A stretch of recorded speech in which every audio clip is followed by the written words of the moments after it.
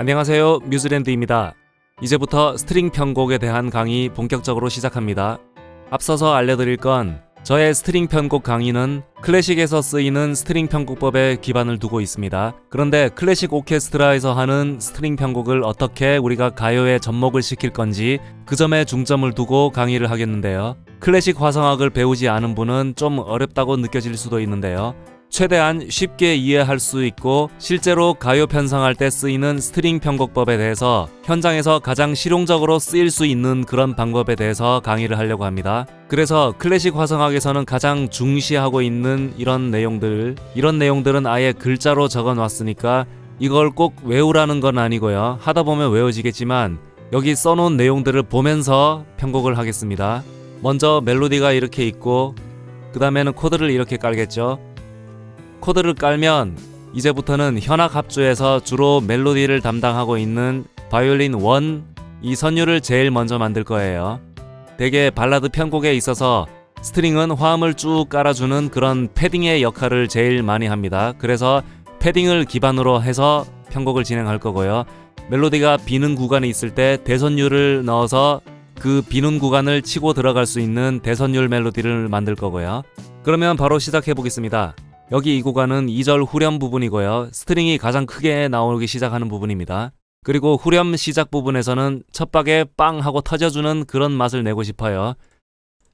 그래서 일단 멜로디를 잊지 않을 거라는 이란 멜로디에서 이 멜로디의 강조를 위해서 약간은 음을 중복시켜 주겠습니다. 한 옥타브 위에서 중복을 할게요.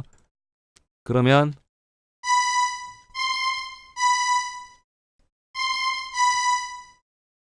여기 이 구간만큼은 멜로디를 강조를 해주고 그 다음부터는 계속 패딩으로 가는 겁니다.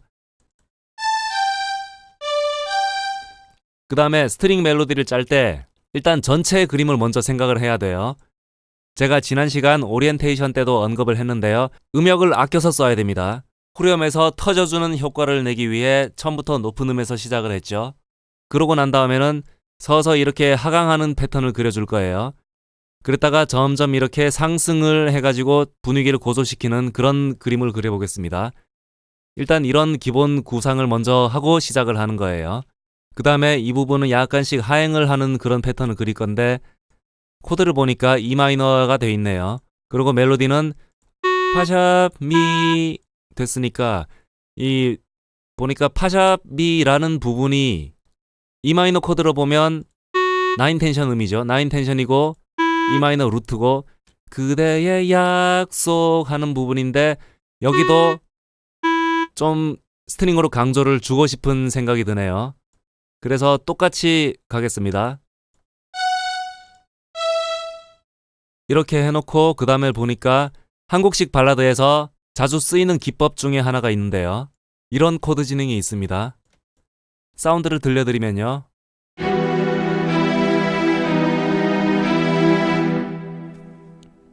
발라드 곡을 유심히 들어보신 분이라면 아마 좀 익숙한 사운드일 수도 있어요. 처음을 9 텐션 음을 써서 가고 그 다음에 E 마이너 원래 루트 음이고 원래 코드고 그 다음에 반음 아래 내려가면 마이너 메이저 7이 되는 거죠. 마이너 메이저 7은 이런 사운드가 나는 건데 마이너 메이저 7은 그 코드의 구성음을 보면 3음하고 7음이 서로 증오도라고 해요. Augmented Fifth라고 해가지고 증오도 관계가 되는데 그것 때문에 상당히 강한 불협의 느낌이 납니다. 이 마이너 메이저 7이란 코드는 단독으로 나오기에는 그 사운드가 너무 불협적인 느낌이 강해서 좀 부담스러우니까 이 코드를 쓸 것 같으면 다른 코드들 사이에 껴서 슬쩍 지나가는 그런 느낌으로 쓰면 됩니다. 그래서 지금 여기 E 마이너 부분은 한국식 발라드에서 많이 쓰이는 그런 패턴을 한번 써봤던 거고요. 그 다음 부분은 이제 점점 상승하는 그런 느낌을 줄 거예요. 일단 라인은 지우고요. 그 다음에 코드는 A 마이너, 그 다음에 얘는 세컨더리 도미넌트가 되죠. 상승이니까 이렇게 할게요.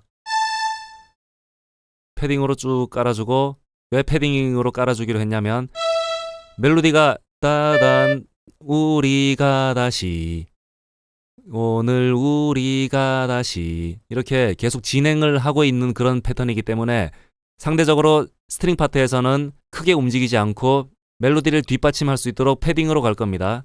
그 다음에 보니까 우리가 다시 쉬고 이렇게만 이렇게 가니까 여기에 뭔가 빈 공간이 보이죠? 이 빈 공간을 한번 찔러 볼게요.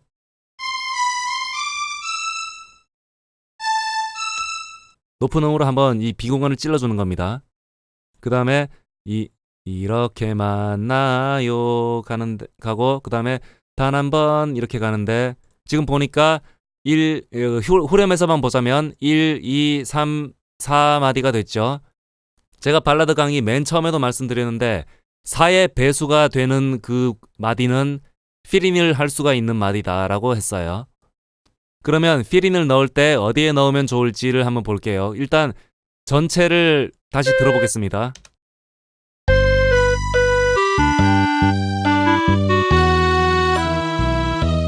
오늘 우리가 다시 이렇게 만나요. 단 한 번에 노래가 이렇게 진행이 되니까 요 네 마디가 한 프레이즈가 되겠죠. 그리고 한 프레이즈가 끝나는 부분이 여기입니다. 만나요. 그러니까 여기서 끝나니까 반대로 생각하면 다른 악기에서 이 부분을 필인으로 넣어줄 수가 있다는 얘기가 되는 거죠. 그 필인을 스트링에서 주기로 결정을 했습니다. 그리고 처음 구상을 할 때 이 부분에서 계속 상승을 하는 그런 분위기를 줄 거니까 음역은 일단 고음역을 쓸 거고요. 그 다음에 두 박을 이렇게 끌어주면 여기서 빈 공간이 있으니까 여기를 필인으로 쓸 텐데 이제 전체 라인을 보면 처음부터 높게 시작했다가 이렇게 떨어졌다가 쭉 다시 올라가는 거죠. 이렇게 고음역에서 올라갔으니까 이번에는 이 필인 자리에 한번 쏟아져 내려오는 그런 사운드를 주고 싶어요.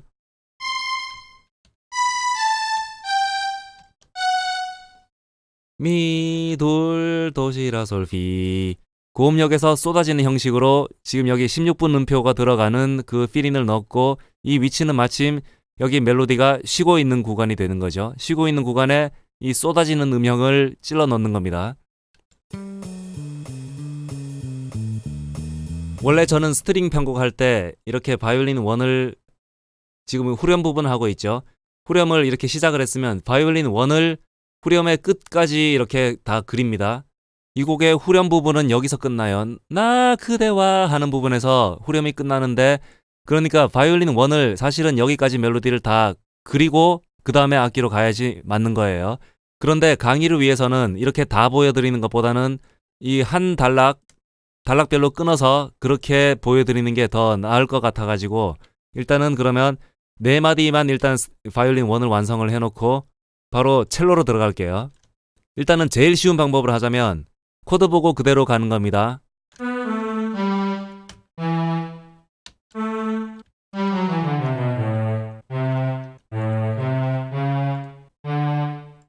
요렇게 까는 게 제일 쉬운 방법이고요.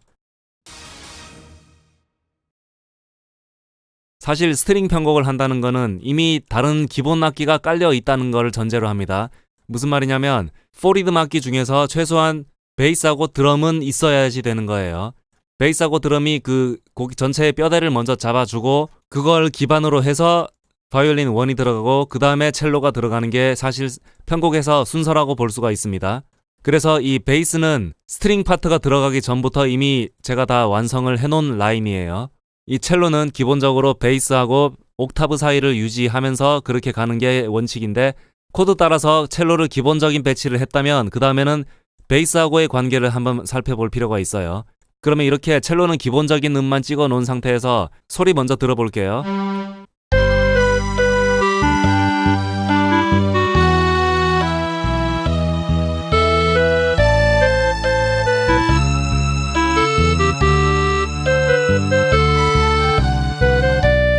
이렇게 첼로를 기본만 찍고 베이스하고 다 같이 들어보니까 저는 여기서 약간 바꾸고 싶은 데가 생겼는데 그게 어디냐면 이 부분요. 이 부분을 보니까 베이스가 이렇게 점점 올라오는 움직임이 보여서 여기를 일단 그대로 복사를 하고요. 그 다음 마디 보니까 베이스가 레, 솔, 레, 레, 도, 도 이렇게 가고 있죠. 제가 코드를 이렇게 써놔서 베이스는 그대로 따라가는 거예요. 여기 베이스가 하행하는 패턴이 있으니까 얘도 그대로 가야지 됩니다. 왜냐면은 베이스가 이렇게 레, 레, 도, 도 가고 있는데 첼로가 그 옥타브 위지만 얘가 계속 쭉 끌고만 있으면 여기까지 음악이 오는 순간 레하고 도가 저음에서 베이스하고 첼로하고 도, 레 이렇게 만나게 되는 거죠. 이 간격이 옥타브 이상 벌어지긴 했지만 약간은 불협처럼 들릴 수도 있기 때문에 이 패턴도 그대로 따라가겠습니다. 그렇게 하면 베이스 기타는 악보상으로는 이 음이지만 실제로는 옥타브 낮게 소리가 나니까 여기가 이렇게 옥타브 관계로 레, 레, 도, 도 하는 그 저음 쪽의 선율이 옥타브로 만나서 가고 있는 거죠. 그러면 이렇게 정리를 하고 외성이 완성이 된 거예요. 그러면 내성을 채우겠습니다. 내성을 채울 때는 제가 여기 써둔 내용을 좀 보면서 갈게요. 1도, 4도, 5도 메이저 코드는 루트를 중복을 하고 그 다음에 5음을 중복을 할 수가 있고 3음은 중복을 할 수가 없다라고 했으니까 여기 처음에 코드가 G 코드, G 키니까 얘가 1도가 되는 거죠. G 코드에 루트 나왔고 얘는 3음이죠. 그렇게 되면 루트하고 3음은 이미 나왔고 안의 소리에서는 3음은 쓸 수가 없는 거가 되는 거죠. 이미 여기 3음 중복하지 말라고 돼 있고 G 코드에서 3음이 이미 제일 높은 소리에서 한번 나왔으니까 이 안에는 그러면 레나 솔 음을 넣으면 되겠습니다. 레나 솔을 넣는데 하나 일단 넣어 볼게요. 이렇게 넣으면 음이 어떻게 되나 볼게요. 시, 레 해가지고 이 두 악기 간의 거리는 옥타브 안으로 들어왔죠. 그리고 이 두 악기 간의 거리는 보면 레, 솔 해가지고 마찬가지 옥타브 안에 다 들어오는 겁니다. 그러면은 이 윗소리는 이렇게 다 균형이 맞춰진 거예요. 비올라 같은 악기는 보통 이렇게 가온음 자리에서 나와요. 가온음 자리 편인데 여기 쏙 들어간 부분, 이 안쪽 부분에 쏙 들어간 부분이 피아노의 가온다 음이 되는 거예요. 이 가온음 자리표는 생소한 분들이 상당히 많으실 것 같은데요. 가온음 자리표 중에서도 얘는 알토 음자리라고 해요. 알토 음자리에서 여기 가운데 쏙 들어간 부분을 보니까 세 번째 줄이 피아노에서 가온다 음이 되는 거예요. 그러면 읽어보면 여기가 가온다고요. 도, 레, 미, 파, 솔. 그래서 여기가 솔이 되는 겁니다. 가온다보다 완전오도 위에 솔이 되는 거죠. 그래서 이 알토 음자리표를 쉽게 읽으려면은 일단 얘를 높은 음자리로 생각을 해보면 파가 되는 거죠. 파음인데 파보다 온음을 높여서 읽으면 되는 거예요. 그래서 얘는 높은 음자리로 보면 파 위치지만 알토 음자리이기 때문에 솔이 되는 겁니다. 이 음을 우리에게 이미 익숙한 높은 음자리에서 한번 보자면요. 이렇게 되는 거죠. 높은 음자리표였다면 이 위치에 있는 음이 되는 건데 가온 음자리, 특히 알토 음자리로 그리니까 이렇게 그려지는 거예요. 그 다음 박을 채우기 전에 일단 얘를 다 오른표로 끌어서 다시 들어보겠습니다.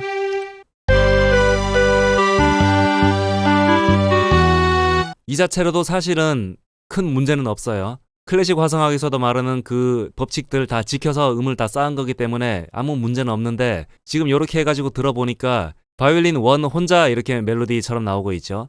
이렇게 하니까 패딩이라는 역할엔 아주 충실하지만 중간 음역대가 너무 단조롭다는 느낌이 드네요. 이 밑에 소리에 한번 변화를 줘보겠습니다.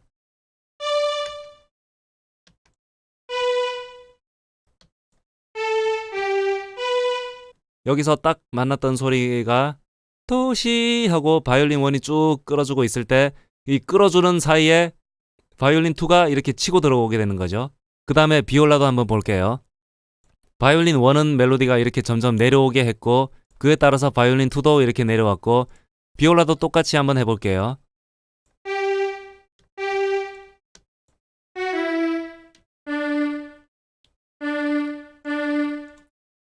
이렇게 해놓고 전체 그림을 보면 바이올린 1이 대선율 멜로디를 담당할 때 여기가 비는 공간이고 그 비는 공간을 이 바이올린 2 비올라가 찔러주고 있고요. 그래서 공간을 메워주고 있고 그 다음에 3박, 4박 이렇게 가고 있습니다.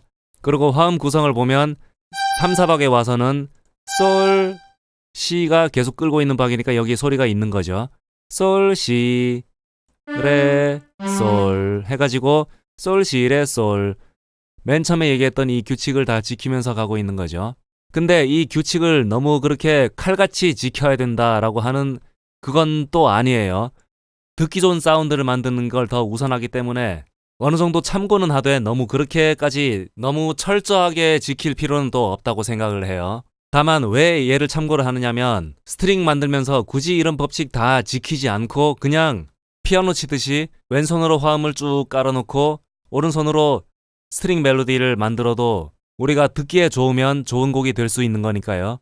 그런데 제가 보여드리고자 하는 거는 진짜 스트링 편곡의 그 달인이라고 부를 수 있는 그런 편곡가들도 많습니다. 그런 사람들은 도대체 어떻게 했길래 이렇게 웅장하고 또 꽉 차고 모든 현악기들이 다 그렇게 유기적으로 어울려서 갈 수가 있는지, 어떻게 하면 그렇게 만들 수 있는지 그에 대한 거를 다 분석을 해서 보여드리려고 하다 보니까 클래식 화성학에서 설명하는 그런 내용들도 제가 이 가요에 도입을 해서 보여드리려고 하는 거예요.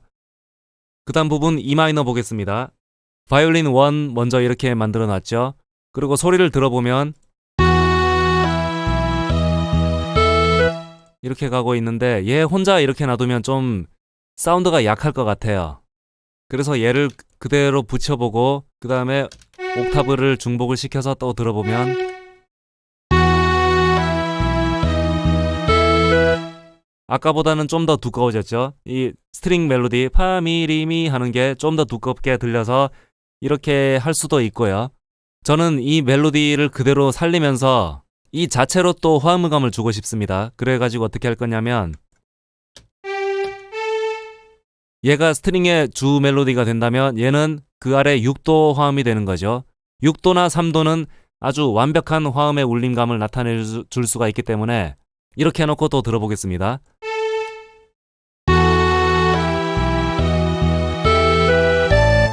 네, 잘 어울려요. 그러면 남은 게 비올라죠. 비올라는 어떻게 할 거냐면 바이올린 2를 복사를 해서 여기다 붙이고 화음을 만들어 줄 수도 있어요. 물론 그렇게 할 수도 있겠지만 이미 바이올린 1, 2에서는 멜로디가 다 완성이 되어 있고요. 그리고 바이올린 2 자체가 이미 중음역대이고 비올라는 그보다 더 아래 중음역대에서 가기 때문에 화음이 이루어내는 색채가 아주 두꺼운 소리가 나거든요. 근데 저의 생각으로는 그렇게까지 두꺼운 느낌의 화음은 지금 이 자리에서는 필요치 않다고 생각이 되어서 첼로를 따라서 화음으로 계속 패딩으로 가는 게 더 낫겠다고 생각이 듭니다. 그러면 미, 시, 1도음, 5도음이 됐고요. 마이너 코드에서는 보니까 3음 중복 가능하고 루트 중복 가능하고 한데 그냥 생각 안 나거든 루트만 중복을 해도 사실은 안전하긴 해요. 가장 좋다고 하는 소리들은 여기 처음에 나온 내용들입니다. 클래식 화성학에서는 이걸 부3 화음이라고 해요. 메이저 키에서는 다 마이너 코드로 나오는 코드들, 그리고 7도는 예외적으로 디미니시 코드로 나오게 됩니다. 지금 강의는 현악기를 어떻게 편성하는지에 중점을 맞췄기 때문에 클래식 화성학에서 말하는 그 자세한 화성법에 대한 내용은 나중에 시간이 되거든 그때 다시 다루기로 할게요. 1도, 5도가 나와 있고 3음 여기서 나와줬고 그러면 여기 두 마디를 들어볼게요.